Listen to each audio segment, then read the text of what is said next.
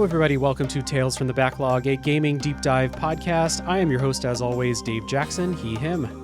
And I'm Jesse Guarascia, he, him. And today we'll be covering Isles of Sea and Sky. But if this is your first time here, before we get started, the spoiler policy, as always, there are things that happen in the story in Isles of Sea and Sky. As per usual, we're not going to spoil that. We'll also not, talk about individual puzzles or like the end game stuff. Just stuff that would be cool to experience for yourself. So as always, down in the show notes, there is a timestamp for when the spoilers begin. Until that point, you're safe. And if you like the show, please consider supporting it however you can. There's a bunch of free ways to do that. If you are listening on the podcast apps, ratings and reviews are really helpful. And if you're here on YouTube, likes and comments are very helpful. You can also share with friends, share in Discord servers and the like. And patreon.com/RealDaveJackson is the place to support monetarily for as little as $2 per month. Now, with that being said, as you heard at the top of the show, Jesse Guarascia is back on the show with me today. If you don't know him, he's a podcaster and producer for NoClip, and they're new-ish by the time you hear this, NoClip 2 channel, and does production for a lot more shows around. And hey, if you need someone to push a big rock, Jesse's your guy. Good to have you back, man. Oh, happy to be back. Yeah, I just got back from the rock pushing convention, so my arms are pretty tired. But I figured I'd take the time to come talk with you about Isles of Sea and Sky. Just a little bit. Yeah, absolutely. I heard you did real well out there, so good job, man. Yeah, bronze medal. I didn't want to show off too hard. I figured let them have silver and gold. I got that last year. I got both. I was first and second. Everyone knows who the real champ is for sure. That's right. It's good to have you back here, and we got another puzzle game today. The last time you were on the show was for Lorelei and the Laser Eyes, and that was episode 167. And Isles in Sea and Sky, a game that I remember I sent you a list of games I was thinking about doing on the show, and you picked this one out, so I appreciate you being here. Yeah, I mean, any opportunity to talk about a puzzle game, I will take it, especially one that's as strange as this one is, but less it's less idiosyncratic. Lorelei and the Laser Eyes was like playing a French art house film, where this is sort of, we'll get to it, but more like playing just a classic Game Boy Adventure game, but more fucked up. Absolutely. And we'll talk specifically about, I think, a cool niche within a niche of puzzle games that this game fits right into. So the game is Isles of Sea and Sky. Again, it is a Sokoban-style puzzle game, Sokoban being block pushing puzzles, developed by Cicada Games and published by Cicada Games and Gamera Games for PC in 2024. As far as I know, it's still only on PC, but yeah, couple years old now. And main credits for the game, it's a very small crew behind this game. Game design, art, and programming are credited to Jason Newman. The production credited to Dan Collver, and music credited to Craig Collver. And that is basically where the credits end. There's always other contributors, but those are the primary team members. And if you don't know what Isles of Sea and Sky is, we've got our quick pitches per usual. My pitch is it's a Game Boy Color style Sokoban where you're going to need a metal detector to find all the secrets buried in the sand. What would you say, Jesse? I would say that is fairly accurate. The only thing I would add is maybe it's trying to, on top of what you just said, Dave, it's also trying to elicit the same feelings you had of the school ground or like playground rumors when you're playing a classic adventure game of like, oh, if you go over here and you stand and you spin 3 times, that'll activate the portal. This is the kind of game that's trying to emulate that feeling. And I think it does a pretty good job. Absolutely. Would have been really fun to play with other people and get into those playground style rumors, like, bump up against this wall, see what happens, that kind of stuff. I played this on both the actual PC and on the Steam Deck. It works really well going back and forth. Took me 16 hours to beat the game, although that's a little bit faster than if I had played without a walkthrough at certain points. 16 hours, though, it's a pretty hefty game. How long did your playthrough take you? I don't want to flex too hard, but it did take me only 12 hours, and I didn't use a guide. Maybe I play a puzzle game or two. No, it is a very challenging game. I think if you don't have the Sokoban reflexes, getting used to that part of playing it is tough enough, and then forget about it. Yeah, you actually, mine was faster, but you did get 20 more stars than I did. So you played a little bit more of the game. That's for sure. I was having a lot of fun basically trying out all the puzzles. And it's built in a kind of open way where if you're stumped over here, you go over here, and if you're stumped over there, you go somewhere else. And I had a good time just going around, kind of pushing up and seeing where I could find something to solve. So I did get over half of the stars. So a good playthrough. By no means there is a completionist, like a true ending type route. I did not do that. Yeah. And they added a new update that, like the mystery update, I think it's called, that adds a ton of new content in the late game. But I mean, I don't even know what the true ending is. I'm glad you mentioned that, because I played this game after that update came out. So I probably did some of that stuff, or at least tried it. I don't know if I solved any of it. So maybe we'll talk about that in the spoilers section for what's new and what's old. So we'll rewind a little bit. And as usual, we'll start with our histories with the game. And like I said, I texted you a while ago asking if you wanted to come back on the show. I sent you a list of games that I had, gotten as Secret Santa gifts and stuff like that, making my schedule. And you picked this one off the list. So you were there already with this game. What drew you to it? Are you a Sokoban guy? Weirdly, I keep playing games in that subgenre of puzzle experiences, but for whatever reason, this one stuck out to me, and I think it was twofold. It was one, there were a ton of Link's Awakening Game Boy style games coming out or being announced. I think this was a Kickstarter originally under the name Akura, or like Akurra, I think it's how it's spelled. Okay. The name was changed for, I can't remember exactly what the reason was, but it was changed eventually to Isles of Sea and Sky, and I learned about it from the Link's Awakening games, but also Thinky Games, an outlet that does tons of Thinky style games that get your noggin jogging, whole subgenre there.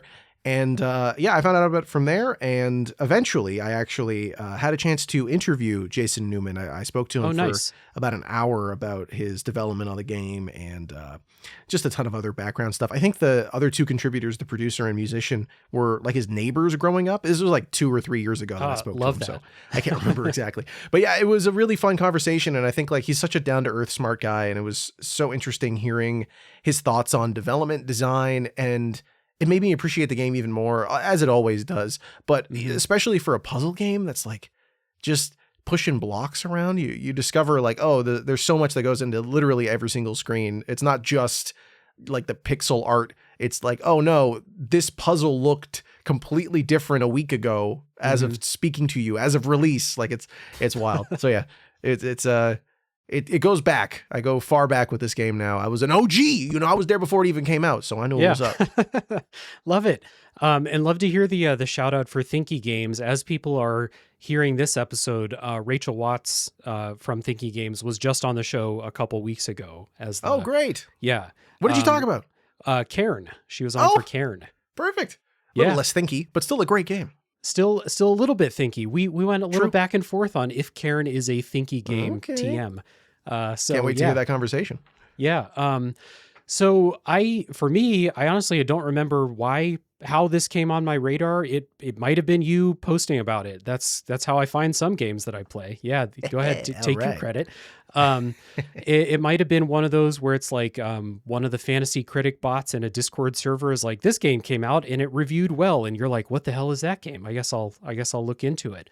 But I came across it, and the real reason I wanted to play it is there is, like I said before, this feels like this developing niche within a niche of puzzle games that are these Sokoban games that are just full of secrets and layers and layers and layers and layers. I did an episode about Void Stranger on the show a couple years ago now. Great game. Yeah. A really cool game. This game, Isles of Sea and Sky, kicks your ass a little bit less than Void Stranger does. Yes. But that game is fascinating. And then it's like this game, Sokoban, full of secrets. Jonathan Blow's making a Sokoban game full of secrets. Like, it seems to be like a thing that developers, puzzle game developers they're like, for some reason, Sokoban is a style of puzzle that we can use to just fill the shit with secrets. And so I'm interested. I'm having fun, like kind of exploring these games. And then I got this in the Discord server's Secret Santa. So big thank you to Joe Decahedron for the gift. And what's weird is last year when you were on for Lorelei and the Laser Eyes, that was also a Secret Santa game. And it's like, I think there's like this trend where I get a game, a cool, weird indie game for Secret Santa. I think in my head, who do I know out there that would be down to talk about this cool, weird indie game? And I'm like, Jesse Guarascia. That's the guy. I love that being my vibe. I mean, those are great games. Lorelei and Isles of Sea and Sky are like real sicko puzzle game type things. So it's not exactly the kind of thing you're going to go buy off a whim. It's sort of, you need to hear someone passionately or just randomly gift it to you. And you're like, okay, yeah, I mean, I have to give it a try now. Someone else bet money on it. So I feel inclined. And then you fall into the rabbit hole and you can't get out until you've spent 12 or 16 hours rushing all the way through it. That's awesome.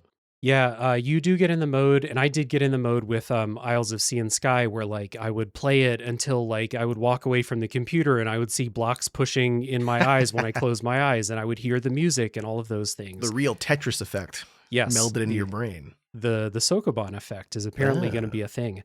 And I thought this game was really, really good. Like it really takes the simplicity of like you have one way of interacting with anything in this world, pushing it, and it feels like it blows it up into every possible permutation, a bunch of different power-ups, a bunch of different environmental gimmicks, and turns it into a game that like you're consistently surprised by like, okay, I solved this really tough puzzle on the screen right here. I'm feeling great. I'm a badass. I rule at this game. And then I go to the next screen and I'm like, what the fuck is this? What do they want from me here? There's so many pieces. Yeah. And then you poke at it and you slowly figure it out. And then you feel like a god. And then you go to the next screen and guess what? They got more surprises for you. Yep. And that's not even getting into the whole layering of secrets in this game. So I really, really liked it. I have a kind of, we'll talk about it a little bit later, but a little complicated thoughts about the open nature of it.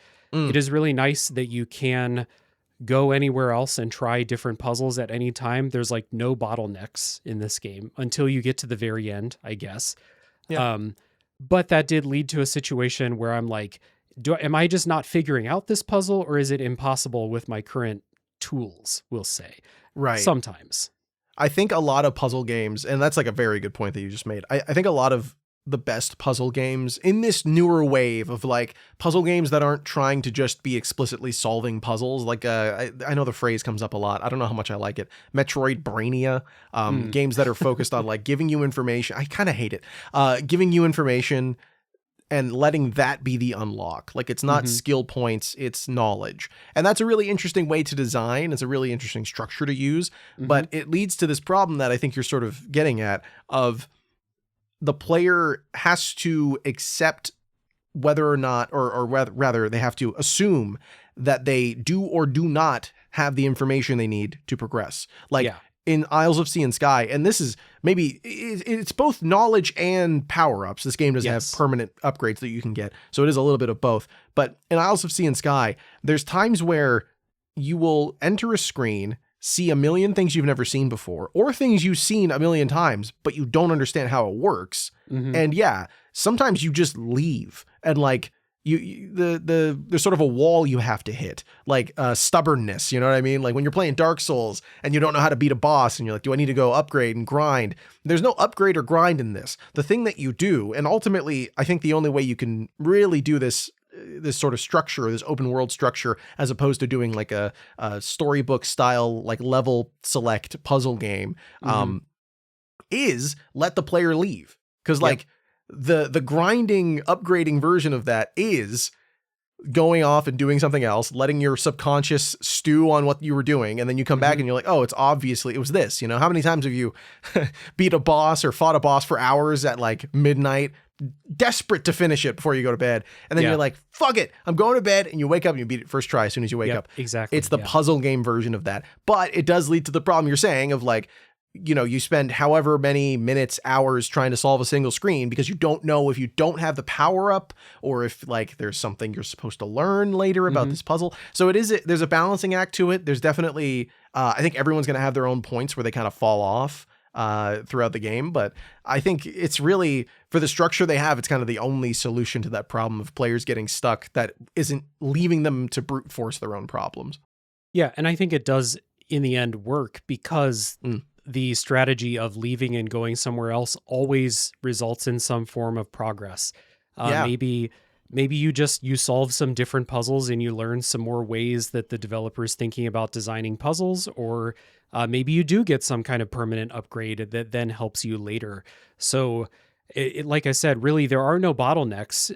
Even if you are in that mode where you're like, I don't know what's holding me back. Is it my brain or is it my character's abilities or both?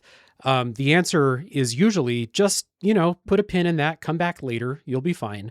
And you'll make progress in a different way. So I really, really liked this. And I like Sokoban. Like, I like it in its very basic, like Legend of Zelda or old Pokemon games used to have Sokoban puzzles in them.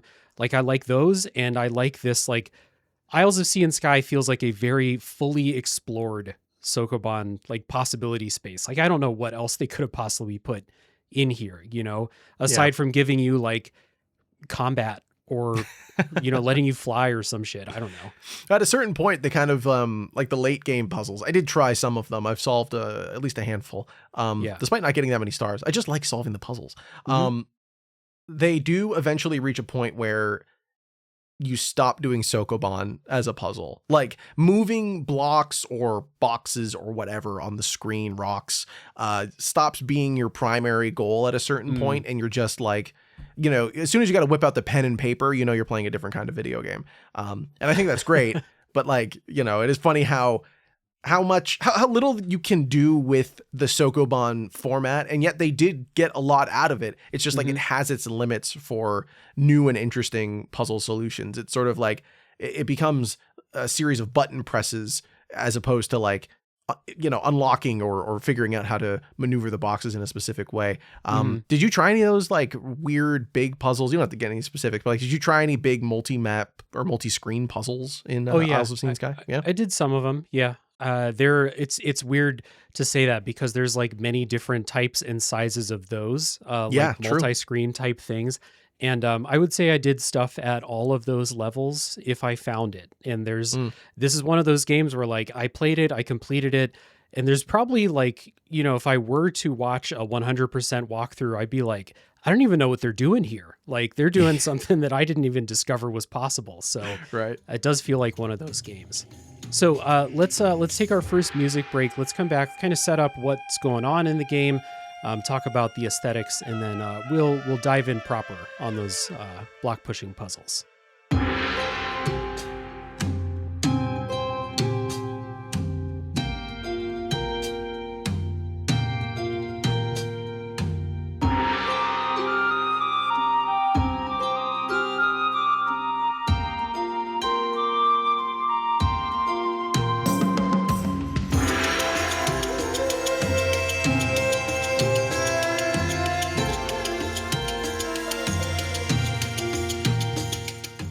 So Isles of Sea and Sky takes place in this Pacific Island type setting.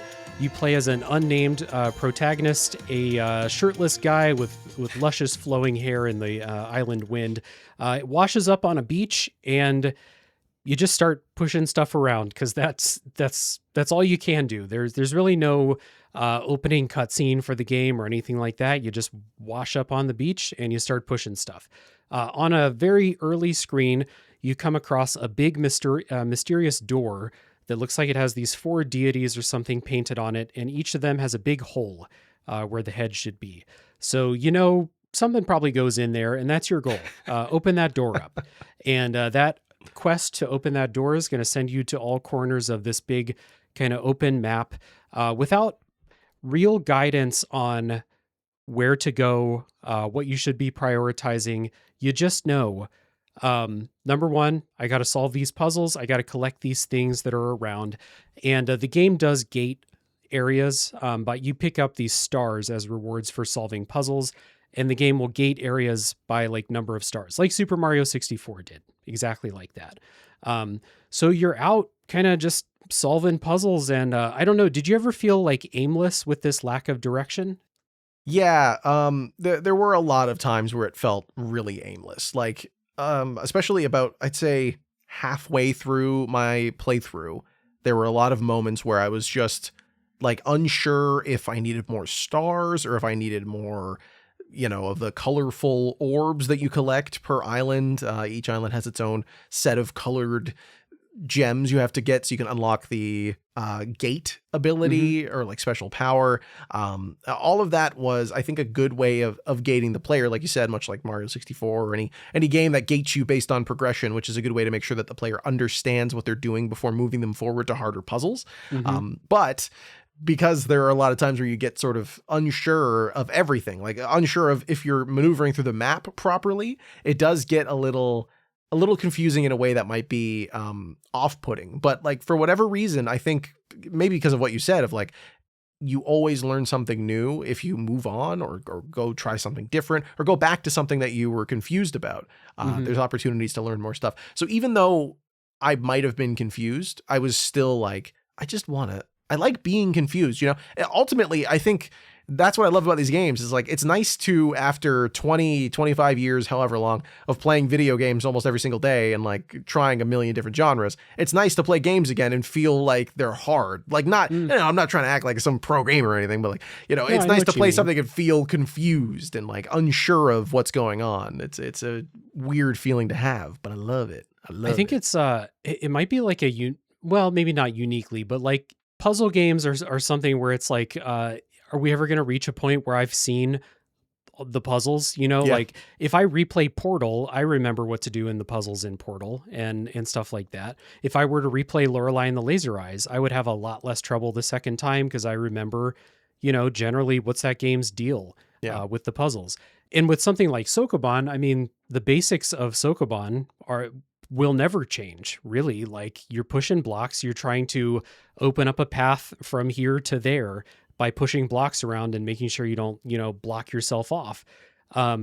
So it is good to know that, not only are there still puzzles that are going to, really stress my brain, but there's going to be a whole game full of them, because Isles of Sea and Sky, like, beyond the first couple screens, I was never like, I walk in a room and I'm like, oh, I know exactly what to do here. On we go. I always had to sit and test stuff out. One of the cool things about this game is you can rewind the last move that you made with a press on the keyboard, and then you can reset the room. So there's like absolutely no consequence for like pushing a block and fucking up the puzzle. Like, just instantly press the rewind key and then don't push that block that same direction. So you're free to experiment in any way that you want to. It doesn't take long at all to reset and basically start the room over from scratch.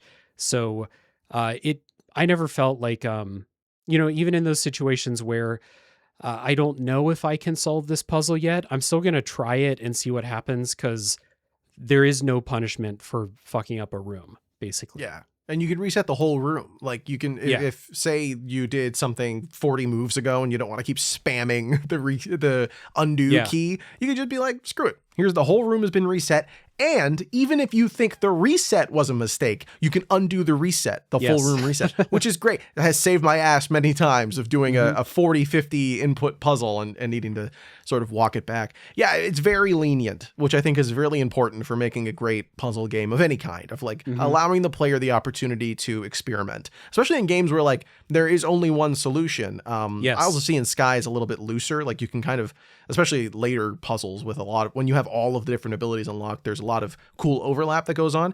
There's lots of different ways to solve puzzles, which is great because of the experimentation tools that are in there. But oftentimes I'll play something like Picross or whatever, which is a game series that's all about style of puzzle game, I guess, at this point, that's all about just doing it exactly the right way. Like, there's only one way to solve this puzzle, which is great, unless you're playing with all of the hints off. Like, if you turn all of the tool assisted abilities in the games off, forget about it. You make one mistake, 2 hours later, you won't know that you even made a mistake to begin with. So it's a fun challenge, but Isles of Sea and Sky, stuff like it, make it so much easier to just fuck around and find out, literally and metaphorically.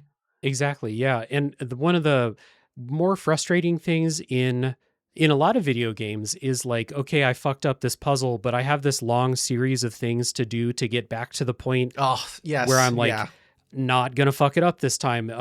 I just, most recently on the show as we're recording this, Ghost Trick Phantom Detective was the most recent episode to hit the feed. And Oh, I that's know a what you game mean too. Yeah. that's a game where it's like I get 5 minutes into a scene and I make a huge mistake and I fuck everything up. I got to do the whole scene over from a checkpoint. But it's okay because it's funny and the music's good, so it's okay. It's a super charming game. It wasn't a deal breaker by any means, but I'm sitting there, I'm hammering through dialogue, being like, let me get back to that one point where I fucked up and let me try something else. And in Sea and Sky, it's like, nope, just press the Z key, rewind one move, and boom, we're good. Everything's okay again. So super forgiving in that way. And, going back to that kind of that nonlinear structure of it and this kind of aimless feeling, I was very at peace with just wandering through the game world in this game. And even if I didn't know exactly what I needed to do to make like capital P progress through the game, I knew that collecting more stars was good. Collecting more of those elemental gems was good. And there's a bunch of other collectibles. Collecting keys is good. So no matter where I go, if I'm doing any of those things, I feel good about what I'm doing, even if I'm like not in like a mission critical location or something like that, which is why I would use the word freeing instead of aimless for the feeling I had, where it's just like, I'm just kind of skipping around island to island.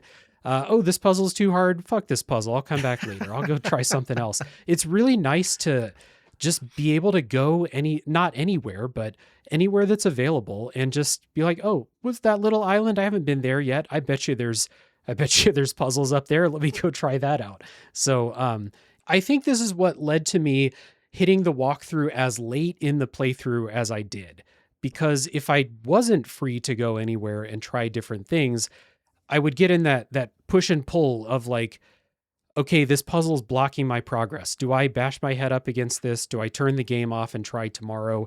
Or do I check a walkthrough? Which is what some puzzle games would have me thinking about. Because like thinking of when I was playing the Talos Principle, I was like, I gotta fucking solve this puzzle. I can't, but I don't know what to do. And I need to get through this to get to the next thing, especially toward the end of that game.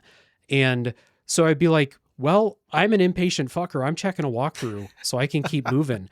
And in Isles of Sea and Sky, it's like, hey, don't worry about that walkthrough. Go somewhere else. You have a multitude of puzzles anywhere you go, and they're all worth your time. They're all going to give you some form of progression. So go nuts. And because it's nonlinear, like even if you look the walkthrough up, there's a chance that whoever's doing that part of the game, especially as you get closer to the end, they might have abilities or permanent upgrades that you don't have because you don't need them to solve certain stuff. Yeah, I bet.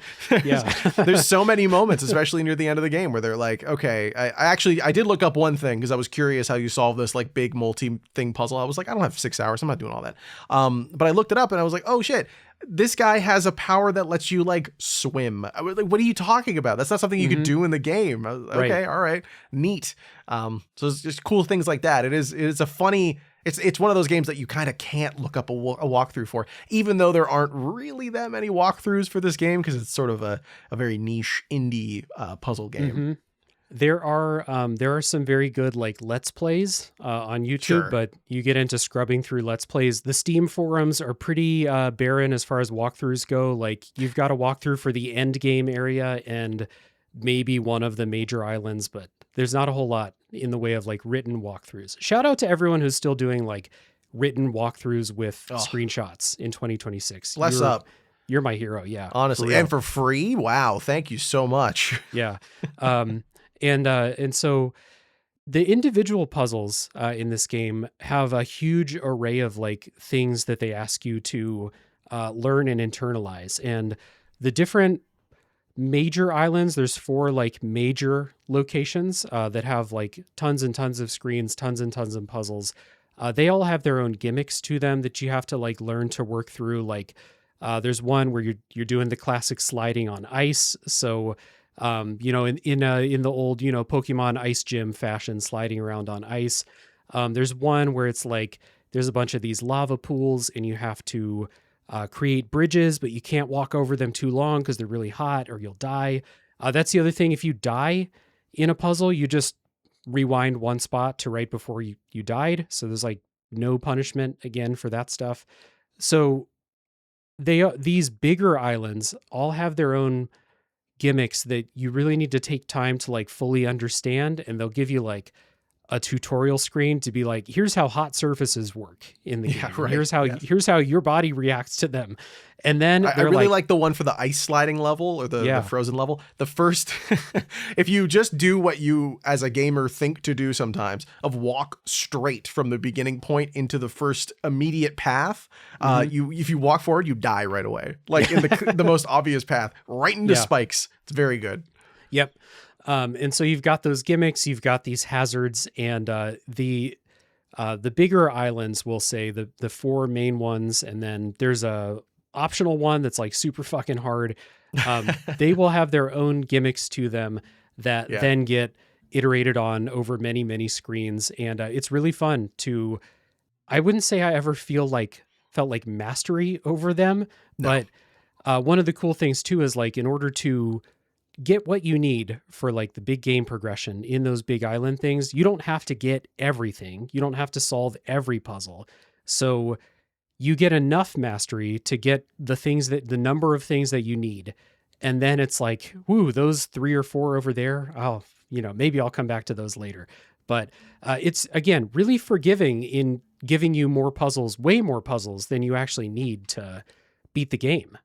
Yeah. And it's like, there are things that the player is going to grasp onto based on their own, preconceived understandings of how puzzle games work. You're going to walk into a room and maybe you will see the ice sliding stuff, and you'll have played a classic Pokemon game and know how to work your way through sliding, or I don't know, any game like that. Like, you're going to have that sort of, I can't think of the word I'm trying to come up with, but like, you're just going to be used to that style of play. So you'll lean on those puzzles more. And it's great. Like, I think making puzzles with that much variety and that much quality to them is such a testament to Jason's ability to make a good puzzle game. I'm really excited to know what he's working on next, but just seeing what's going on in Isles of Sea and Sky, every single screen, it's just so smart. I don't know if this happened to you, but I don't think I ever hit a point where I hit a screen and I felt like I was solving a bullshit puzzle. Like, I never felt like there was ever a point where, how was I supposed to figure that out? Or like, this takes too long. It was always stuff that was like very streamlined once it,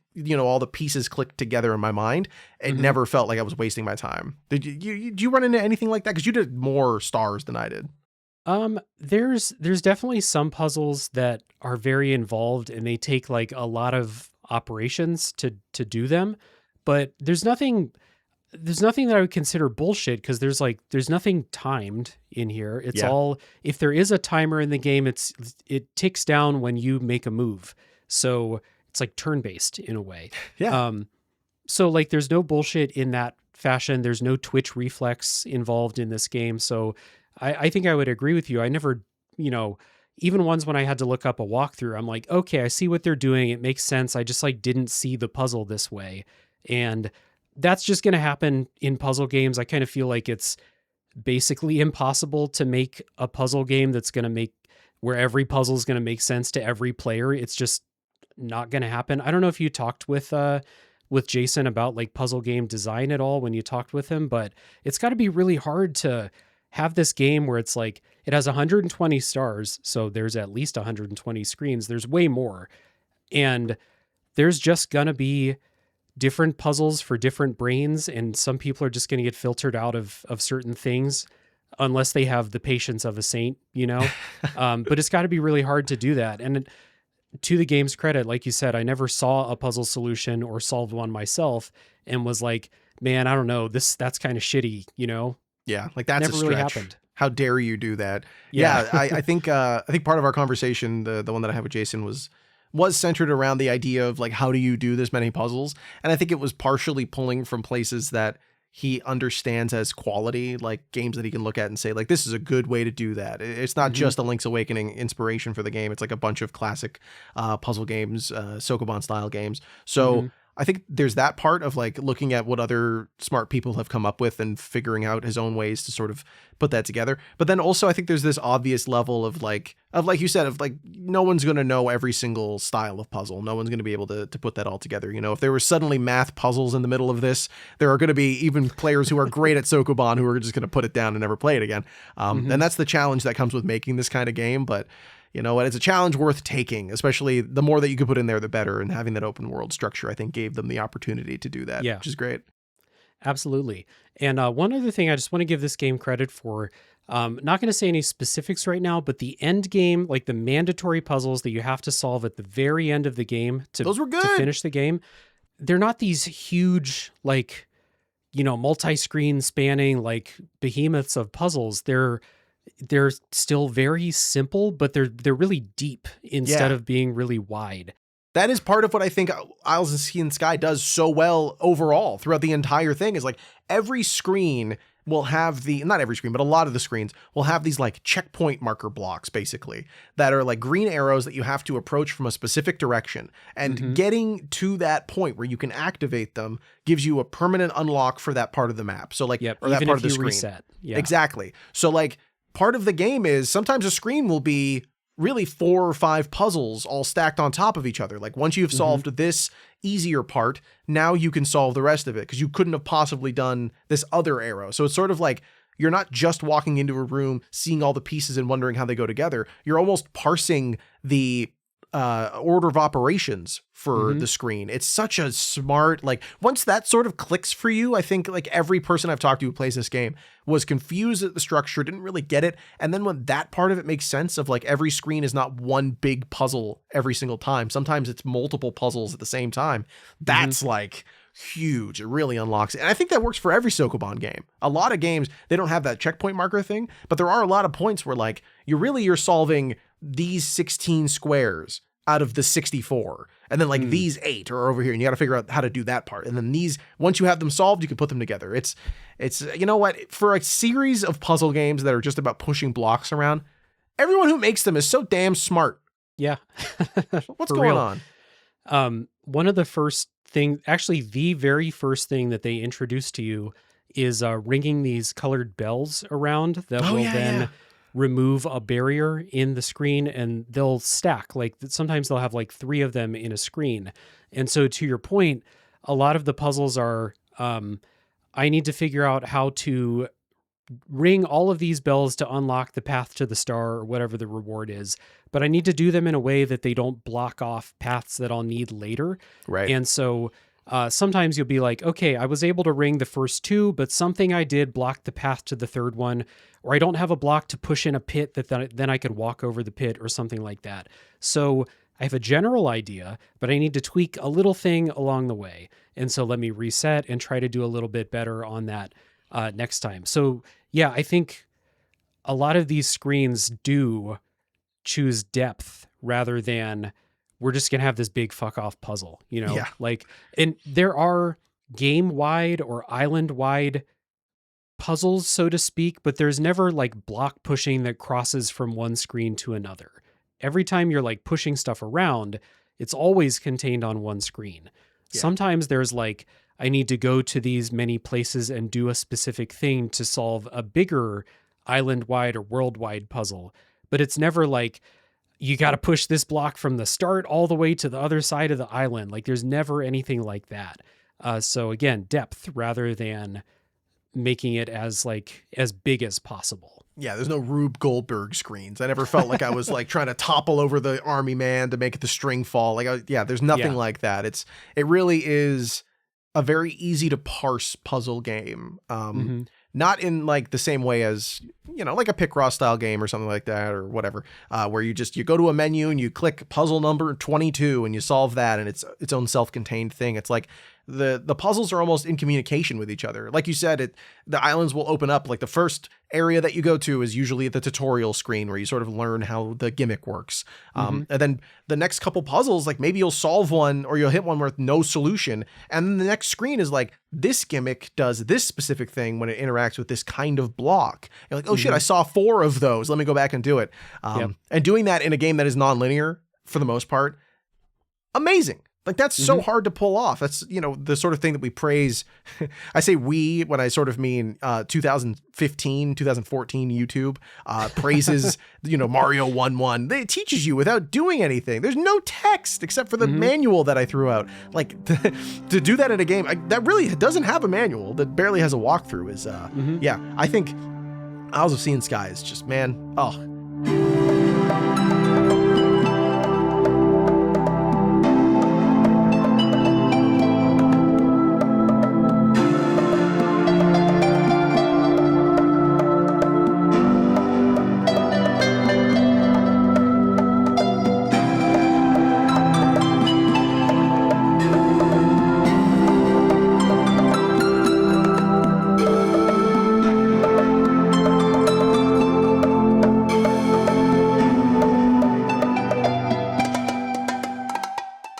talking earlier about this like Sokoban narrative entanglement stuff, or like the idea of all these little layers of like intrigue, and there's so much going on. It kind of feels like you're playing the number 23 if it was instead of it was about the number 23 is about pushing blocks around.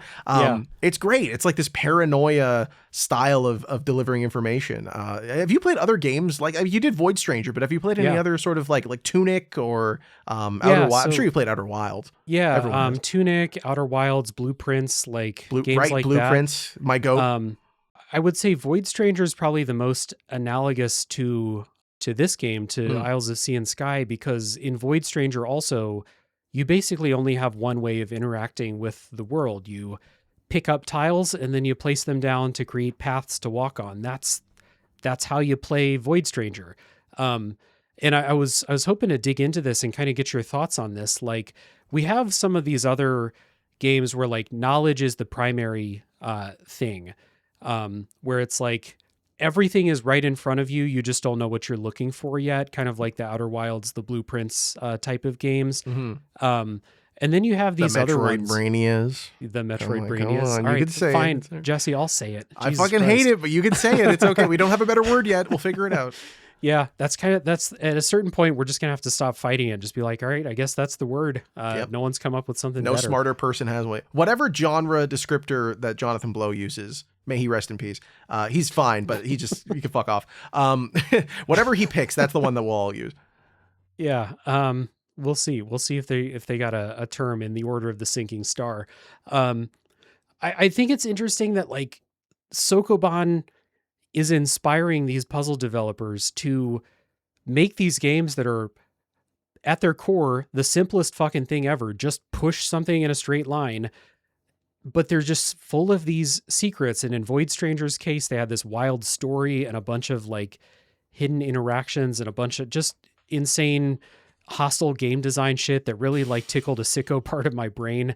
I mean, there's a lot of things about Jonathan Blow that are really shitty, but he is a genius game designer. And I really like, I don't know if I'm going to play that game, but I know it's going to be really interesting. Like the ideas that went into that game, The Order of the Sinking Star, which I don't know when it comes out. It might be out by the time people hear this, and then we have Isles of Sea and Sky, where there are tons and tons of secrets and like puzzles they're there. You just don't quite know they're there. Or like you'll walk across a tile on the map and like you'll find an item. You're like, what is this? What does this connect to? And then turns out there's this whole puzzle spanning this entire island.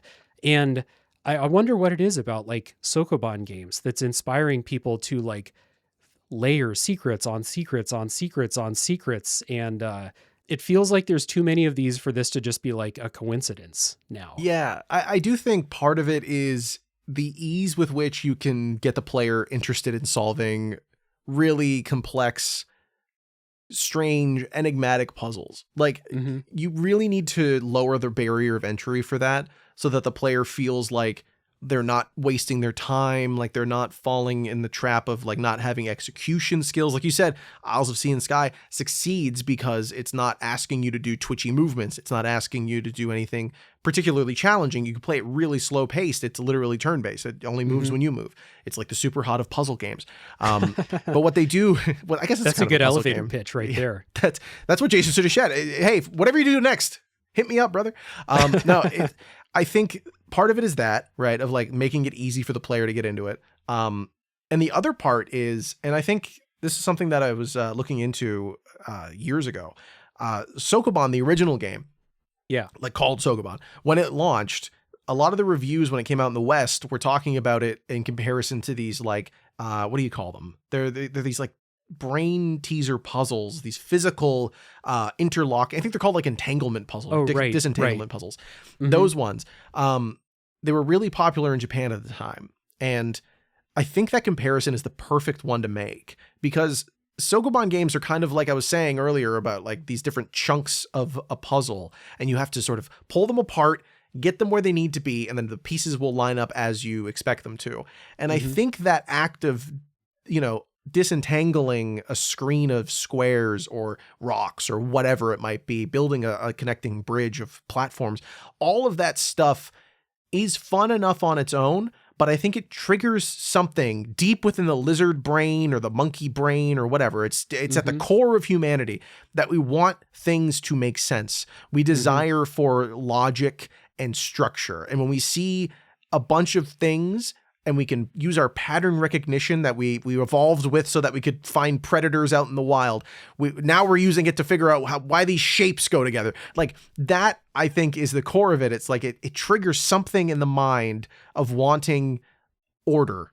And I mean, there's a reason that it's called Order of the Sinking Star. And it's not just because that sounds cool. It's like, it's both a group and like literally trying to take matter that is falling from the sky and trying to find some way to put that together to make a logical understanding of that. The thing that like our ancestors looked up at in awe and thought was a god throwing a fiery rock down on Earth because we didn't slaughter enough goats or something. Like that's the shit that they're like, what if we made a puzzle game that evoked that same sensation? I think that is to me exactly what I want out of video games, is the stuff that like makes you at a primal level activate something in your brain. And to me, Sokoban is like the most distilled version of that. It's man, I don't know why I didn't come up with that on my own until we're having this conversation, but that shit, that kind of is what it is. It's like Void Stranger. I think I haven't actually finished can you ever finish Void Stranger really?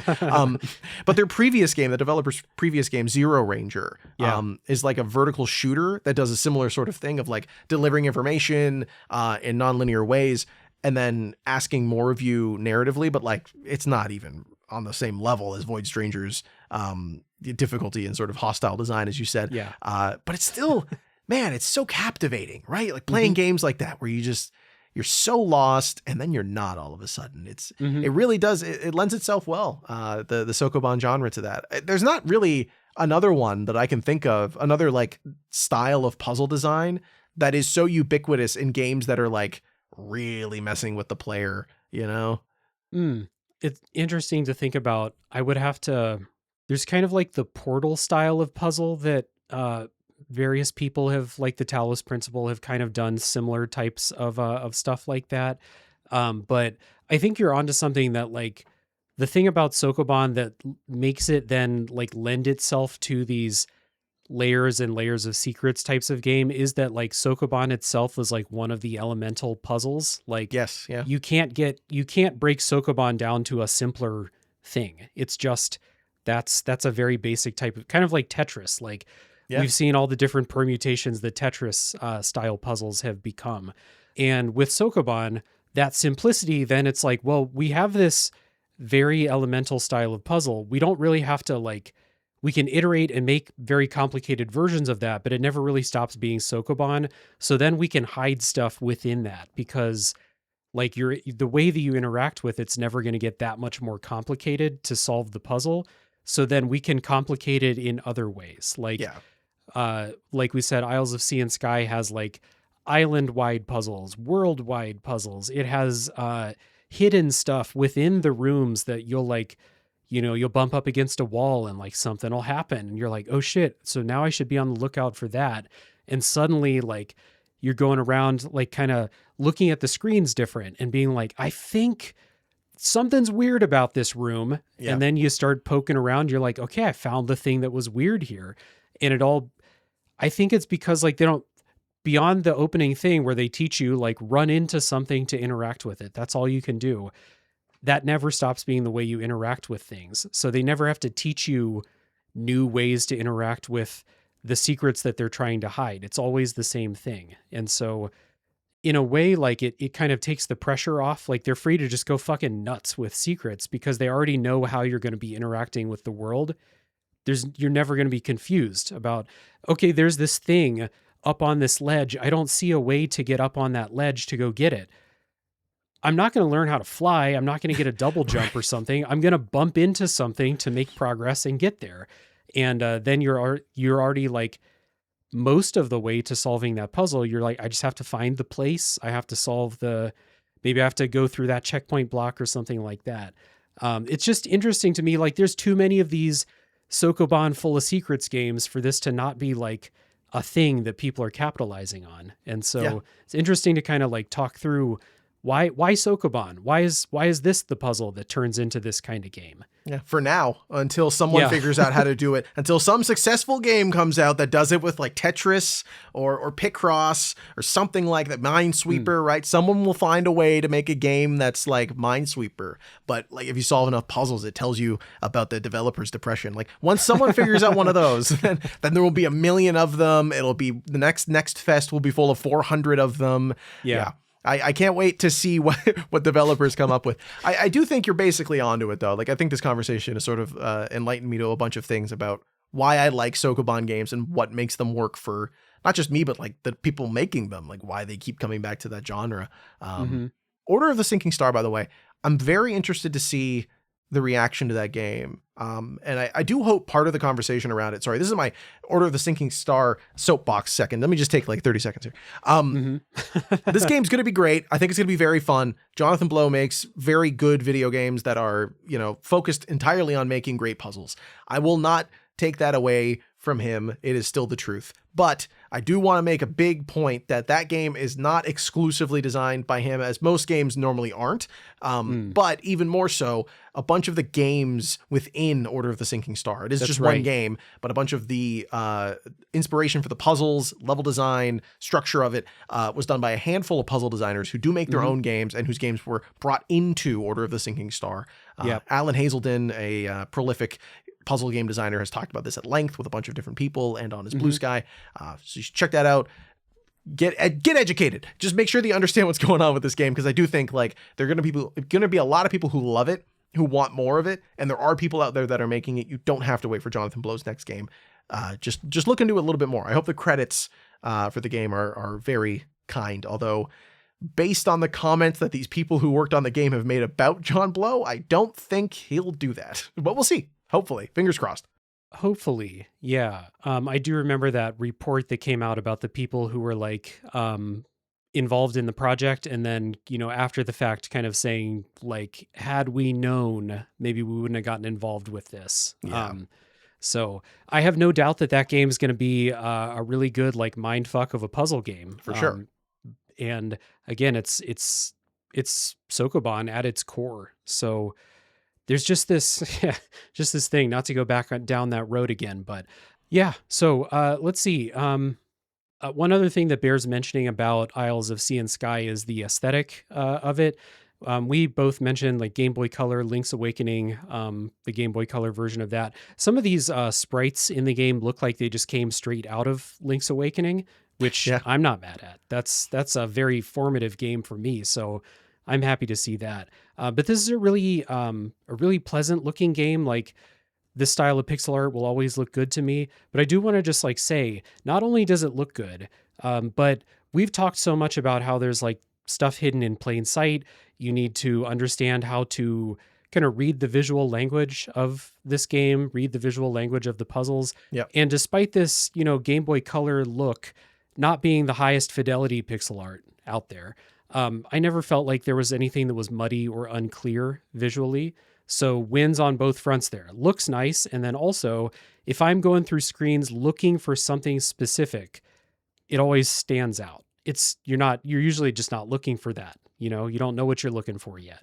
Yeah, like a shape pops up on the screen or something, or like you enter a new screen and there's, this symbol over here in the corner. Like some of the puzzles will require you to sort of stand on a specific point somewhere in the map to unlock information. And it's sort of, you don't notice it at first until you know what you're looking for, and then you notice it, or like you hear a sound cue and you're like, oh, okay, that means in this room I'll be able to find something I'm looking for. So all that stuff is great there in terms of like leading the player's eye and selling a style to it. I do like the musical cues, not just as like a cute little, it's a good way of hinting the player. It almost feels like there's this omniscient creature watching you play the game and going like, hey, dumbass, smacking you in the back of the head with like a flute. And they're like, it's here. The thing you're looking for is here.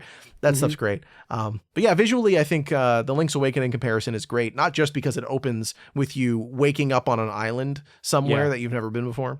Well, that's a little weird. No, it's a great homage. It's good. There's that part of it, but then there's also like this sense of like a lack of understanding that Link's Awakening has. The sort of like that game's inspired by Twin Peaks, weirdly enough. Link's Awakening. So like that I think comes through here too, of like, there's not a lot of idiosyncratic stuff that takes place in Isles of Sea and Sky. It's sort of straightforward. Everything is thematically, it makes sense. There's no like computers that show up at any point as far as I remember. Right. But it does have a lot of cool things that, like, there's birds that you could like help you in the game, or like there are different hint systems, sort of, quote unquote. Like it's not a literal hint, but there's like things that you can interact with that will sort of lead you in the right direction, I would say. Like the tutorial areas, if you go back to them, they're sort of like, oh, this was for that. Or maybe you'll enter a screen and you won't have the ability to move forward into it, but like the way that they've set up the screens is you enter from the bottom, you're blocked from advancing because you don't have enough stars or keys or whatever, but you can see what's going on in the room, and that will give you enough information to sort of work your way backwards. So yeah, all that stuff's great. Visually, by the way, I do want to mention, there's a thing at the very start of the game. I think it's like in the top left corner of the first screen. There's a patch of dirt that has the pixel art looks wrong compared to all the other patches of dirt. And it's just a J and an N for Jason Newman. He put his little signature on the first screen of the game. That's pretty cool. Love it. Yeah. Very painterly to do that. Love it. It's again a testament to like the elegance of the design and how it communicates it all through how things are laid out. Kind of, again, like you said, giving you an idea of not only what do I need to interact with, but maybe from what direction do I need to try to get in here from. All visually, I don't know that there's a single word in this game until you get to the end and it tells you how many stars you got. Yeah. And like, what percent. Like, I don't think there's a single word otherwise. So, or like on the map screen, but like, that's not going to give you vital information about how to play the game. It's all visual. If anything, the map screen is just going to piss you off. Cause you're going to, every time I'm like, let me check the map screen. Let me see if, oh yeah, right. There's no information here. It's, you know, just a colorful pixel art map, but not like with no definition. So you don't know what is on a screen until you unlock an ability later on that kind of helps you know what's on each screen. But like, you'll just look at a very, very, very, very low definition recreation of each screen on the map. And it's like, it's never enough to know what you're looking at, which is not a bad thing. It's just like a good reminder of the layout of the map almost. Like, because it's a Sokoban game, you kind of repeat the same thing over and over again, and you'll stare at the same set of however many blocks by however many blocks screen. So when you do see the low def version of it, you're like, oh yeah, that's that thing that I spent 2 hours on. Let me go back there and beat it in 30 seconds. That stuff's great. The menu, by the way, maybe the only part of the game that I think looks bad is the menu. And I get it. UI is hard. But the text and like, it's, you know, it's not, obviously not the strong suit here. It doesn't matter. As soon as you're in the game, you're very rarely interacting with the menu. But man, sometimes I'm like, yeah, all right. it's good enough. It's fine. It matches aesthetically, so I'm happy with that at least. But it was certainly not exciting. I think I was only on the menu to quit the game. Yeah, like that's about it. So the map is good for showing you. It will always show you like, if there's a part of the island that you haven't been to yet, it will be like covered in, you know, like a fog cloud, of war. So you know, like I need to get one more of those elemental gems, and I can't do the two that I'm aware of. Like, I don't know how to solve that puzzle. Where else can I go on this map? It'll tell you like, oh, top right corner, I haven't been up there yet. Let me try and get up there and see if there's anything. And later on, you'll get a thing that tells you like, this screen has a key, a gem, and a star on it, or this screen has 2 keys. And so if you're key hunting, you can use the map to kind of prioritize where you need to go. Also, just a little visual touch. I love the dirty look that the turtle gives you when you jump on its back. Oh, yeah. Sort of turns its head back like, man, are you for real? All right, fine. Let's go. We're going. Yeah. Very cute touch there. I think the music is really pleasant too.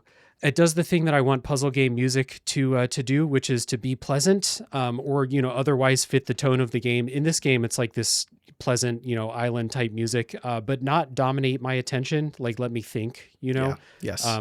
Really, really pleasant soundtrack. A lot of like island instrumentation or percussion, or like kind of synthesized versions of those, kind of giving it that feel. Yeah. There's always bongos, mystery. some big flutes. Yeah. There's always mystery in the songs too. And you may have mentioned this, or maybe you're talking about something similar. The little stings that play, like when you die, when you get a star, Yep. Stuff like that. They're really good.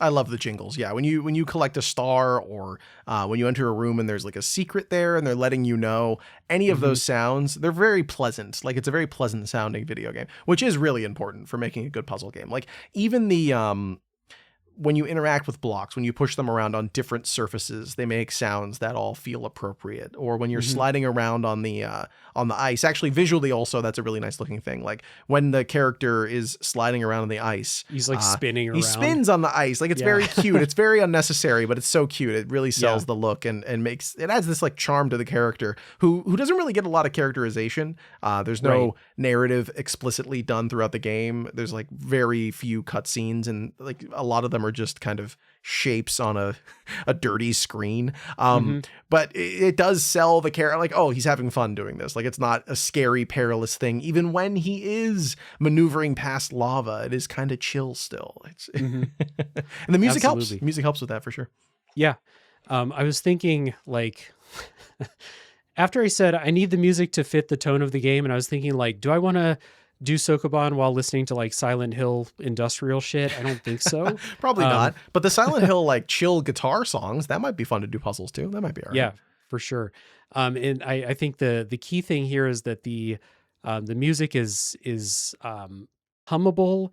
It kind of like becomes part of your experience as you're going through. It kind of like gets you in a little bit of a mood, a rhythm as you're solving the puzzles. But it's like, it's not these Mega Man songs dominating your attention while you're trying to be like, okay, this block up 2, right 2, down 1, right, don't touch that thing, all these things. What did I do 30 seconds ago? What puzzle was I just solving? Yeah, there is a sort of middle point that's very hard to find with puzzle game music that isn't like ambient nothing, that's like droning, and once you notice it, it's like annoying and you can't unnotice it.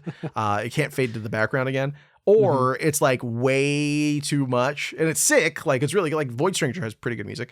Oh dude, yeah. But it's not, it's still, it's so good that it doesn't matter if I'm being distracted by it, because I just like listening to it. And that's a really hard one to hit. The ambient one is really hard to hit. Finding a middle point where you actually make legitimately good music and it like is so you don't notice that you're listening to the same song for 40, 50, 120 minutes. That is really, really hard to pull off. And the music here is I would say right there in the middle. It finds that perfect sweet spot. Agreed. Yeah. Good work by Craig Collver there with the soundtrack for sure. I think that is Void Stranger non-spoiler covered, I guess, for our purposes. Void Stranger? We're talking about Void Stranger again? Oh, Void Stranger. You mentioned the soundtrack, and one of those fucking songs started going in my head, and now we're talking about Void Stranger. No. That's how good that game is. But you know what other game is good? Isles of Sea and Sky. Yeah. That's right. So I think that is Isles of Sea and Sky for our purposes covered. Non-spoiler wise, we will have some spoiler things to talk about, but like you said, this game's not like very narrative heavy. We don't have a lot of story to talk about, and we're also not going to be like, hey, remember that one puzzle? Just do that for 45 minutes. Woo. Yeah. But we do have some stuff to kind of maybe lightning round through in spoilers. But before we get there, is there a particular type of person that you would recommend Isles of Sea and Sky to? Ooh.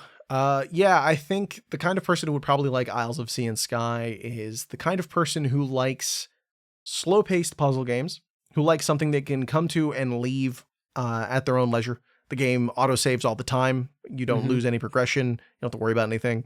So it's great for that. If you want like a, Sunday morning cup of coffee, 20-minute puzzle game to play on your Steam Deck, this is a really, really good option. You get in, get out. And maybe people who like being confused, but for who Void Stranger is too all-encompassing. Like, there were a lot of people last year who really wanted to play Blueprints, but then they played Blueprints and they were like, oh, I actually don't want this. And then they played the Seance of Blake Manor, and that was what they wanted, actually. Yeah. It's just weird how two games came out that look really similar and are doing similar things. Take place in giant houses full of mysteries. Yeah. Right. What's going on there? But yeah, I think Isles of Sea and Sky is sort of the lighter, happier, maybe like, I'm trying to think of a store comparison. Like Void Stranger is like walking into not even, I was going to say Zoomies or like Hot Topic. It's not even that. It's like walking into an underground alley shopping experience where they're selling like thrift store clothes for way too much money. And they punch you in the stomach as soon as you walk through the door. It's partially a speakeasy also. So on the way in, you have to like answer some riddle. You got to tell them who was the owner of this Smith & Wesson pistol in like 1911 or something. Like you're never going to figure that shit out. Isles of Sea and Sky is like that if it was like nice and gentle and it hugged you on the way in and hugged you on the way out and it was consensual. Like you wanted the hug. It didn't like force it on you. It was warm. It didn't last too long. Yeah. Isles of Sea and Sky is a perfect length hug. That's what it is. I think, you unlock something there. There's several people who like, after I played Void Stranger and I like kind of couldn't shut up about it for a while because it's one of those games that if you play it long enough, you're not going to shut up about it. But it's a really hostile game and a lot of people bounce off of it or they play it to an ending and they're like, I'm fucking done with this game. I'm not willing to put up with what this game's asking of me. No, you got to do it. If that's you, but you like the kind of Sokoban-style puzzles, Void Stranger is not like purely pushing blocks all the time. But if you like that style, and you don't want the game to punch you in the stomach, Isles of Sea and Sky is that like nice, friendly version of that type of thing. I basically think that unless you hate Sokoban-style puzzles, which I know some people out there just don't like pushing blocks around, if you're okay with it and you want a game that's all the full exploration of everything you can do with that, then this game's going to do that for you. I think it's just really good. And as you said, a really smart point. This game works if you want to play it for 3 straight hours, and it also works if you want to play it for 10 minutes. Like you can get something done, or you can fully obsess over it and then close your eyes and see blocks being pushed around. It works for both of those. So really good game. Really happy I played it, and I think more people should play it. It deserves a little bit more attention. I know there's people that want really complex, deep puzzle games out there. And despite how simple Sokoban is at its nature, this one feels like it really explores about as much as it could have. Yeah, man. I think once this gets on Switch, if it ever does, it'll blow up. It'll be big time because it feels like it would be at home on the Switch or the Switch 2. Yeah, absolutely. Again, great for kind of just pick up, play on the bus for 10 minutes and then pick up later again. So Isles of Sea and Sky, good game. And we have a little bit more to talk about in spoilers, but before we get there, our housekeeping per usual, where we talk about mostly the stuff that the guest is doing. So as I said at the beginning of the show, Jesse's doing a whole lot, as always. NoClip stuff, NoClip 2 stuff, other podcast production I know that you're involved in. Please tell people about the work you do and where they can find it. Yeah, for the last couple of years, I've been working with the NoClip team, as Dave has said, video game documentary series, bunch of them at this point. We've done so many. We've got one on Cyberpunk coming out later in the year. Yeah, I don't think it'll be out by the time that this episode is, but we'll be at the end of post-production. So I think that's public. Lots of other cool stuff that we're working on. We also have, again, as Dave mentioned, a newish channel. It'll be almost a year old by the time you hear this. NoClip 2, where we're doing games coverage. So traditional style VOD video games coverage. That means features, essays, documentaries, looking at the people who are making weird games in places and groups of people that don't normally get the coverage that they deserve. Games, we haven't done the coverage, but games like Isles of Sea and Sky, stuff that you may have never heard of if it wasn't from enthusiast spaces. We want to give those games more opportunities, and even games that get missed by those spaces because they're in places you wouldn't think to look, whether that's itch.io or the developer's own website, or maybe a floppy disk that you have to order from some guy in Brazil. Like that's the kind of stuff that we're covering. Recently, we did a showcase with Gil Lawson, the developer of Goblin America, called called Computer Worlds. It's his game, Goblin America, but also a ton of other great games that sort of fit the mold of what we're trying to do at NoClip 2, which is give a voice to the kind of games that people really do want. Whenever they hit that level of exposure, games like Mouthwashing or Keep Driving, games like that, when they hit the critical mass, people love them, but finding them is the hard part. And we're trying to help and do more work to bring them to more people and use the platform that Danny and Jeremy and Frank have spent so many years, and now I guess I have as well. It's been like 4 years, have spent so much time building, and we're trying to give back to the community. And outside of NoClip stuff, I do also work on Talking Simpsons with Bob and Henry over there. They're great. Been working with them for years. Matt McMuscles. And also this year, I am taking over more responsibilities working on the real life history. No video games, no animation. I always like saying this because it's such a funny send up. If you can imagine. Yeah, right? They do stuff they do podcasts about other things. It's a whole series about the America's imperialistic force over the rest of the world. It's a series called Blowback. It is fantastic. I think it's probably one of the coolest things that I work on, and I love video games, and I still think it's the coolest thing, mostly because it's run by people who are really huge Metal Gear Solid nerds. So it's always fun to hear their little references in there. But yeah, that series, I'm taking over more work on that end, more editing and production on that. So lots of cool stuff I'm working on this year. But, you know, if you want to click on one thing and you're listening to a video game podcast, check out NoClip's work, both the documentaries and the games coverage and the podcast that we do, and help us out with all the work that we do at patreon.com/NoClip and patreon.com/NoClip2. That's the end of my plugs. Thank you so much for listening to me rant about the stuff that I do. A lot of stuff that's definitely worth people's attention. Too much stuff, and I would argue. When does he sleep? I don't know, man. Yeah, I think you could probably take on a couple more major I'm having projects. a kid. Oh yeah, I should probably announce that. I'm going to be a dad. Hell yeah.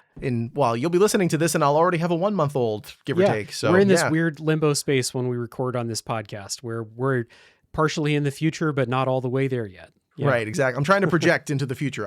When you're listening to this, I'll probably be wiping a baby's ass and changing its diaper. Hell yeah. Love that for you. Thanks, man. Appreciate it. Yeah. No, genuinely very happy for you. And genuinely would encourage people to check out all of those creative works that you talked about. And I want to kind of back what you said about the new NoClip 2 channel. I don't remember if we got a chance to talk about it on the Lorelei and the Laser Eyes episode. It might have been right before you guys started. I think it was, yeah. But you guys are really walking the walk when you say that you're helping games that need discovery. You're helping people like me find the games that are then gonna, like you said, Isles of Sea and Sky is not a particular one you talked about, but it's in that same vein where it's a bunch of people would really like this if they could find it in the Steam store. It's just, it's in there. It's waiting to be discovered, and there's thousands and thousands of really worthy games that are just, there's a bunch of stuff. It's hard to find all the things that are worth your attention. So I do want to say you guys are really doing the work to help make those things more discoverable. Thank you, Dave. I really appreciate that, man. Yeah, it's a real challenge. And I mean, funding that work, finding the time to do it properly on top of making documentaries, both public and private in terms of their funding is a real challenge. So to the whole team that I work with, I'm always blown away. I mean, we're bringing in other contributors like No Caps, the YouTuber. She's great. She's been such a great asset to have as somebody who does the same thing that we're doing, but I think at a scale that we kind of can't because we have so limited or so little free time.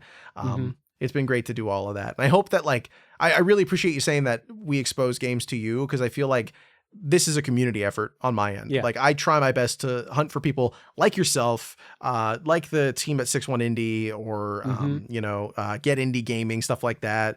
Gaming in the Wild, all these different creators who come together and you have so much overlap with each other. And you seem genuinely friends, which I think helps in this aspect, but following you guys on social media, watching your shows, listening to your work, reading your articles, everything like that is what makes this work.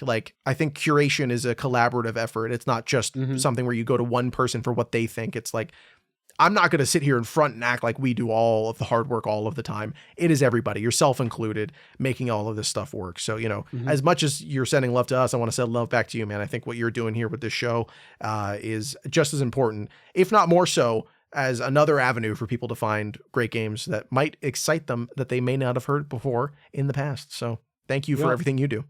I appreciate that, but genuinely, like, I kind of get those games that like bubble up and get a little bit more mainstream. That's most of the things I do on the show. And then all my AAA stuff that I cover too. So I'm a little bit of everything, but I definitely, there are games like Isles of Sea and Sky that just I would not have found this game just looking on the Steam store or following, you know, what Wario 64 posts is on sale and stuff like that. Right. I need someone to help, and you guys are really helping. So big props to you guys. Love all around. Thank you so much. There we go. So with that being said, down in the show notes, you'll find links to both of the NoClip channels and then other creative work, Talking Simpsons, Matt McMuscles, and Blowback. A lot of stuff for you to check out.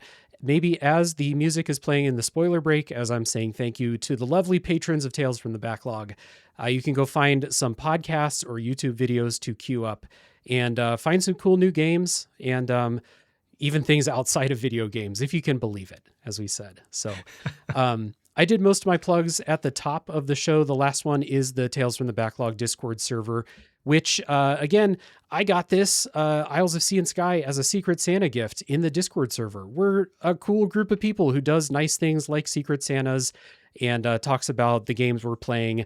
And we're just, I like our group a lot. So it is an open Discord. Anyone is free to join, and you can find that link down in the show notes. So with all of that being said, I need to catch my breath, and we're going to take our spoiler break. And when we come back, it will be full spoiler time for Isles of Sea and Sky.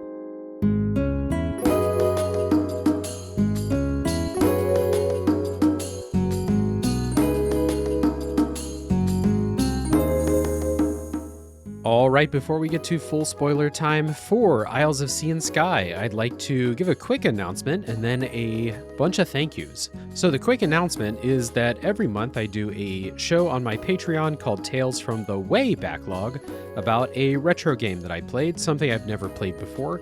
And going along with the Sokoban theme for today's episode, this month's Way Backlog game is Adventures of Lolo. And that episode is out now. It is on the Patreon for $5 patrons and up. You get a monthly bonus episode. So if you like Sokoban games, if you want to hear one from a long time ago now, you can check out that Adventures of Lolo episode on the Patreon. Speaking of the Patreon, these fine folks have chosen to throw me a few bucks a month over there, and I'd like to say thank you. So those upstanding members are Chris Nelson, Zulgeek, Chris Copleen, Rick Firestone, Nick Ficori, Soccer, Cupcake, Kyle, Christian S., Matt aka Stormageddon, JD, Doug Leaf, Jason Emery, Brian Skirsha, Jenny E., Marcus O'Neill, Stefan, Drellish, Rigamort, Silkanet, Levi, John E., Aliasi, Aaron, Squill, Alan Kress, Doug T., Retro Overdrive, One of Many Tots, Magic Crow, Curly Bright, Ian L., Steve Yeager, Trash Dog Actual, Delaney and Jack McBride, Ethan Young, Michael Lassen, Michael Matuzak, Keith B., A Quack a Day, and many more. Once again, thank you to all of you. I appreciate the support. It means a lot to me and it helps out in a lot of different ways. So thank you. And if anyone out there would like to join them, once again, the place to do that is patreon.com/realdavejackson. Head on over, check out the tiers, and stay tuned. We'll have another monthly Patreon only vote coming up at the beginning of June. So with that being said, let's get back to full spoiler time for Isles of Sea and Sky.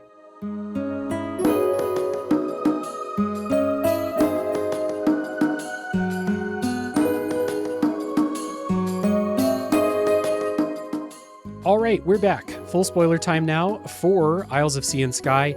And as we always say, we're not going to go in a linear walk through the game.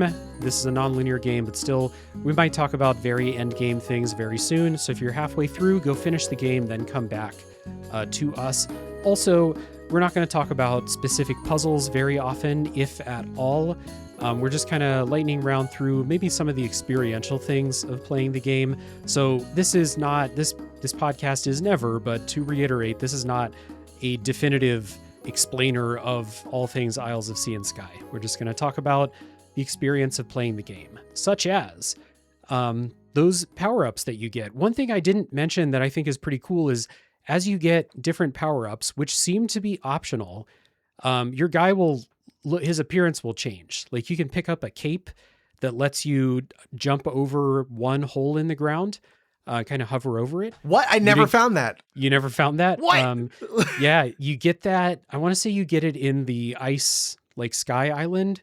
Oh, okay. area. Oh, that makes sense. There's so many birds. Yeah, and I think the way that you get it is there are these eggs buried in the snow. That's what the eggs were for. See, this is what the game is about, baby. Because I didn't know any of this. There's that. So when you get the cape in like the main menu screen, and the sprite will change, and he's wearing a cape, and it's kind of neat. Same thing with the flippers that will let you swim. Yes. Now that I'm saying this out loud, these are Link's Awakening items, Rock's Feather, right, and the flippers and stuff like that. You don't get a sword, but and then the other one, the mole mitts are definitely a Zelda item. Did you find the mole mitts that lets you punch through the rocks and everything? Yeah. Yeah. Those puzzles, the other ones are kind of like let you swim. Or let you jump over one hole. The mole mitts are like you unlock a whole different type of puzzle going around. They're like puzzles that don't even really need it, but because you have it, the puzzle is now way easier. It's the same thing for the other two, but like there are a bunch of puzzles that are also just like you need this to do it, and it's a whole different. Like it's almost like a what are those puzzles called? It's like a puzzle. Like a jigsaw puzzle, but like a sliding block puzzle. Like that's what you're playing now is doing a sliding block. Yeah, those are, I really liked those as a sort of like tone switch in the middle of Isles of Sea and Sky of like, oh, now I'm not just pushing blocks. Now I'm like pushing empty space. It's kind of cool. Yep. The way the mole mitts work is you'll always you'll always like shift a row of this dirt like one space behind you, and you'll like come out in a way that like you said, there's one empty spot, and your job is to like, the puzzle is no longer to push blocks to create a path. The puzzle is to move that empty spot to the place in the grid where you need it. And it's, after hours and hours of pushing blocks to get something that's like so similar, but so incredibly different was like, I'm sitting there like, oh, how am I supposed to do this for some of those dirt digging puzzles? Yeah. Yeah, that's what I would call them. Dirt digging puzzle. Yeah. Yeah. The dig duggers. There we go. And I'm sure I'm thinking through, I'm sure there's a Zelda game where you get mole mitts. I think it's the Minish Cap. Yeah, I was just going to say Minish Cap. Yeah, I'm pretty sure that has something like that. There we go. I'm trying to think if there's another power up like that I picked up. I know there's something else. There's probably 4 of them, but in the fire area, I don't know if you got this one. There is one that lets you stand on the fire for longer. Yes. Yeah. Yes. I did get that. You could take like too. 6 hits instead of 3 or something like that, right? Mm-hmm. Yeah, that's pretty good. That was useful. It was one of those ones in the tutorial screen of the fire island. It has a key hidden behind like 6 you start tiles in a row. And I spent so much of the game walking through that screen being like, how the fuck am I supposed to get that? And the answer is so easy. You get an item that lets you withstand the heat a little bit better. Yeah. Just got to trust the game a little bit more. That's what it is. I was just going to make the point that like earlier we were talking about the problem feels like the wrong word to use, but like the problem that we had of sometimes you would enter a screen not knowing what it is that you needed to know. And like, there is part of it where you kind of just have to let yourself over to that. You do have to trust the game that it's not fucking with you and you're not stupid. Like the only way you could possibly get to that key is if you walk over the fire. You're not losing it. You didn't forget the jump button. Like you're not waiting for a mine to explode and like the block disappear. No, like you literally just have to trust the game that it will eventually give you what you need if you go along with it for long enough. That's it. You did it. You figured it out. Thank you. Speaking of those, so like now that we can speak freely, the thing that gave me that kind of like hesitation about, am I not figuring out the puzzle or can I not do it, was often either with the upgrades that you get, like the hover, like actually those are optional, but not optional for everything. Like they're optional to beat the game. I think you don't need the flippers. But they're not, if you want to 100% everything, you have to get those. But there's other stuff like, when you first get to one of the islands, you go like see the deity, you solve a puzzle to get like an item that lets you break these solid colored blocks, and that like unlocks some of the puzzles. And then there's like a second layer to that where if you bring them a certain number of those elemental gems, then they'll wake up these like spirits around the island that then become the missing piece for a bunch of those puzzles. And there was a certain point in the game where I walked into maybe island 3 or the last one, and I saw a puzzle and I was like, I don't think I can do this, but like those things that are around this screen look pretty suspicious. I bet those are going to turn into those things later. So I'm going somewhere else. And it's like learning a little bit of that language of the game, plus the fact that I could just leave and go anywhere else. That like uneasiness about, is it impossible or am I just not getting it? That kind of disappeared once I got to that point where I was like, I see what they're doing here. I have to find the gems. I'll come back to that once I've got that. Cause you can't solve it without awakening those kind of spirit things around. So like enough experience with the game, you kind of learn to read its language. And again, just trust they're not trying to fuck you over. Like you said, you didn't forget how to jump or something like that. That went away after a while, but it was a part of the experience for, I don't know, maybe half the game or so. Yeah, of getting used to that and like learning how to accept what you do or do not know. Like, very, very weird feeling to have, but a very cool feeling. It's just a cool feeling. It's like we said earlier, there's not a lot of games that pull this off successfully. So it's nice to play something that does that right. Mm-hmm. Yeah. Great game, eh? They really nailed it. Did you have a particular favorite style of like, you awaken those spirits, the earth ones you like push across, they roll in a straight line until they hit something. The water ones can transform into whatever they push, whatever you push them against. The fire ones can shoot fireballs in the direction that you push them. Did you have a particular one where you're like, these puzzles are really fun? I like this as a puzzle gimmick.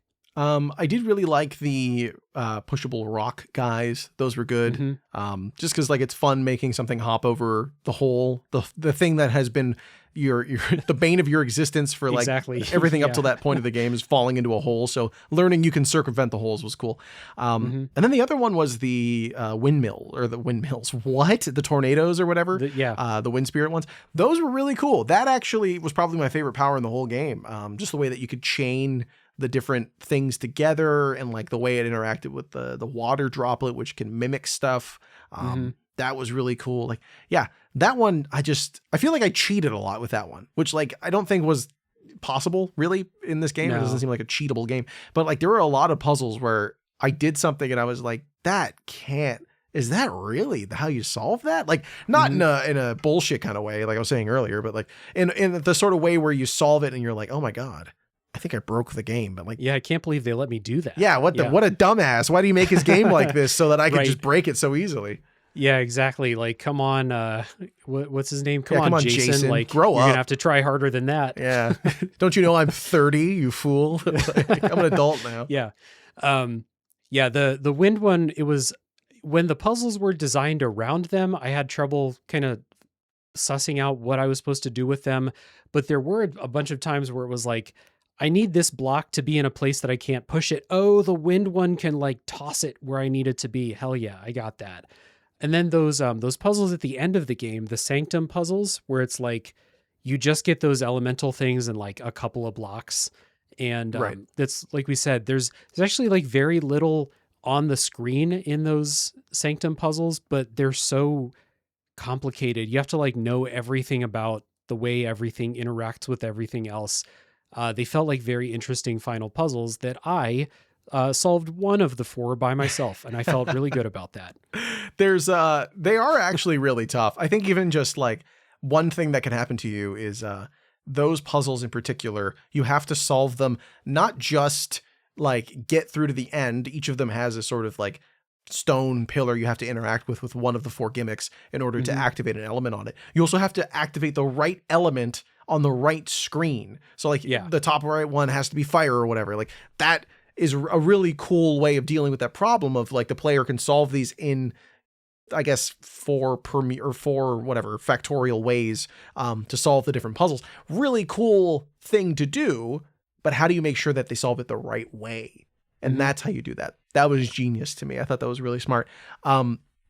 The one thing that I noticed in that I never did previously, I don't think there was any circumstance where there were the overlapping gimmicks, was fire and water.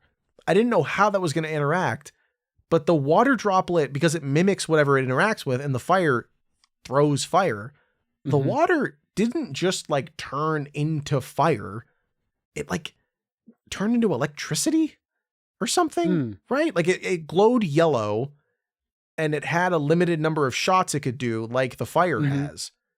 It was so, I was like, this is bizarre. What is this going to be for? I imagine there's some like end game puzzle where there's a bunch of those and they overlap in some way. But I thought that was really neat. I didn't, because most of the other ones, when the water mimics it, it just turns into whatever it is. But like it's blue and has a smiley face on it, which is adorable. Yeah, very cute. Yeah. But that one in particular, I was like, this feels like weird. It's like a Pokemon evolution. Like I did it wrong or something. Yeah. I think it still works the same as the fire one, but we're getting into like when that's really starts being a concern, where like you have the fire one and the water one on the same screen. We're in that part of the game where I'm like, my head is kind of swimming, and I'm like, I got the walkthrough closer at hand than I did earlier in the game, you know? Right, yeah. There's a thing in puzzle games where like once I break the seal to the walkthrough, it's really hard to not go back to the walkthrough the next time I get stuck on something. So that's no shade at Isles of Sea and Sky. It's literally every puzzle game I've ever played. I get to that point, except maybe like the first Portal game. I don't know. Anyway, speaking of tough puzzles, so you and I were talking before we started recording. This game got a huge update with some new optional content. Is that when you played the game, did it have that big serpent, like dark island over in the bottom left corner? I can't remember exactly. I did see this when I hopped back in. Because when I finished it, I didn't get a fifth island, or at least I don't remember going to one when I originally played it. So it might have been there and I just didn't notice it, or it's not coming to me. But the newer content I do know was sort of planned quite early on. It was stuff that was sort of up in the air if it was going to make its way in. So maybe it was there. Regardless, very cool. Did you do it at all? Like, did you hop into that and just even like take a look and try to solve some of the puzzles? Yeah, I solved about 2 screens in that, and then it keeps going and going and going. And it introduces this new gimmick where you step on like the shadow tile and it creates a shadow version of yourself that like, if you walk left, it walks right. And it just kind of, you have to manipulate it around the screen full of spikes and pits and shit, while you're also making sure you don't get hit with the spikes and pits and shit. Right. And it's so hard. And I got a couple of the screens by myself and I felt great about that. And then it just kept going and going. And I saw some of the later screens and I'm like, this is legitimately insane. This is for the people that have, 110 of the 120 stars, and they need something just ridiculous to solve. And I felt good about getting those ones that I did, but no more than that. Yeah, that's really, that's the sort of thing with games like this is like, or even Blueprints, Blueprints, I got to the end of the main game. Like I hit credits, but like I had done a lot of stuff before I hit credits. I think I knew what I needed to do, and I was like, let me go check out all these other threads I started pulling on. Once I got credits, I was like, I need to put this down or it's going to take over my fucking life. That stuff in Isles of Sea and Sky seems in the similar vein of like, if you really want to fall down the rabbit hole, we got it. Yeah, you haven't seen a rabbit hole yet. All right. Yeah. We got one for you over here. Come check it out. I'd love to go back to it at some point. But you want to spend like 3 straight hours on one screen in this game? Those are the puzzles. That's where you go. Yeah. So I didn't mess with those too much, but I did. There's an extra ability that you get there that I forget what it is now. Yeah. Don't remember. Should have written it down. Bad podcaster. So. With that being said, I don't have a whole lot else to talk about except for we didn't mention a whole lot of what goes on in the story. There's like this game has these weird cutscenes as you go to these the main islands. There is this woman that you find and you follow her, and every time you follow her, something happens that knocks you unconscious, and you have a weird dream about these ancient island gods or something like that. I didn't really mention this in the non-spoilers section because it's like kind of icing on the cake, I guess. Yeah. when you were playing this, was this at all something where you were like, I'm kind of interested in what's going on with that woman or these dreams ? I don't know. I was intrigued, but I was intrigued in the same way that I'm like intrigued watching Moana, and that it's based on a culture that I don't know anything about, and it's mythos, and like that is intriguing in some fashion, but like I don't care. Like I didn't really give a shit. Not in a bad way. It wasn't bad. It was just like Right. I just don't care. Like it just didn't matter to me. Like you said, it's icing, or it's not even icing. Icing is like all encompassing. It's like sprinkles. It was like little star sprinkle. Like ooh, it's fancy, but like I didn't really, it didn't do anything for me. Even in the end, when we get the sort of like final sequence of cutscenes after solving each of the harder puzzles, even that stuff, I was like, I don't even know what's going on, and if I did, I don't know if it would do anything for me. Like it doesn't really matter, Yeah. It wasn't bad. It's satisfying in the way that it's satisfying to see a cutscene after you finish a puzzle game, like to just any game get like give me an ending, you know, right. Put a bow on this thing. And this, it's kind of cool. Like within the pixel art style of the game, like you find that woman in that sanctum, you go like up to her, all the energy from the stars that you collected like burst out. You both float up in the sky. The very final thing was cool. Yeah. Sorry, go on. It's just that was like the one thing I was like, that looks great. Everything else was kind of whatever. It looks cool. Like and like, so you get to this point, you have no idea what's happening. You just know like there's something going on with this woman. And then like all the energy from the stars pours out. You float up in the sky with her. You both turn into these like blue gods. Yeah, you go Avatar mode. Yeah. Yeah, that's a good way to put it for sure. And then you like, it seems like you carry a star up into the sky and then you shoot down a bunch of fire as you fly through the ocean, and volcanoes rise up like where you shoot the fire down. And it's like, maybe it's like an origin myth of like how this island chain came to be or something like that. Again, it's like, I didn't need this for Isles of Sea and Sky. I don't really have much more of a theory than it seems like an origin myth for how an island chain gets formed. But after solving all the puzzles, like I do think you need some kind of a reward like that, like it's nice to see it and be like, there we go. Isles of Sea and Sky finished. And then you get like, your, how many stars you got, your completion percentage, your playtime and stuff like that. And then it's just like, yeah, there you go, buddy. Hop back in if you want to get more stars. Right, exactly. You do need some sort of period to the end of the sentence of the game. Like it's not just, oh, I got to the end and then I did my little dance and they're like, congratulations, you beat it. It's like, no, there was something going on. You weren't just solving these puzzles for no reason, which seems to be something a lot of players need. When I've talked to people, even like really enthusiastic gamers who love playing all kinds of games, whenever I'm like, hey, check out this puzzle game, they're like, seems cool, but like I need a structure to it. I need a Spencer's Mansion. I need a fucking Blueprints house to walk through. I need the Witness Island. Like I need something to ground everything that I'm doing, give it context. Otherwise I'm just solving puzzles. I don't think Isles of Sea and Sky would have worked without its structure. Very few games like that. It's like, there's a reason that they stand out, work without their, can work in open world or in that nonlinear structure or without it. Very few games really, really rely on their nonlinear structure and do it well. Like Lorelei and the Laser Eyes, that game would not work in like if it was a storybook function or if it was like a series of levels you pick from a menu. It had to be in that house. This only works if you can do it non-linearly. I think if it was all just like do this, do that, do this, it just wouldn't feel half as good. Right. So it succeeds in that way. And then, again, having something that says like, you're done now. Yeah. If you want to move on, fucking go do something else. If you want to come back, you know where we are. You know where I am in your Steam library. Google me. Check me out. Yeah. I think that's true. Like, I think if you didn't get this ending cutscene here, I would have just assumed there were more puzzles after this. But it is the game being like, all right, buddy, exhale, you did it. You got here. And then I only got 68 of the 120 stars. That was almost nice, or almost 6-7. 6-7. Better than 6-7, almost nice. We're everything and nothing right there with 68 out of 120. And it is like, yeah, you can hop back in. I felt pretty good about 68. Like, every puzzle that I left unsolved for a reason.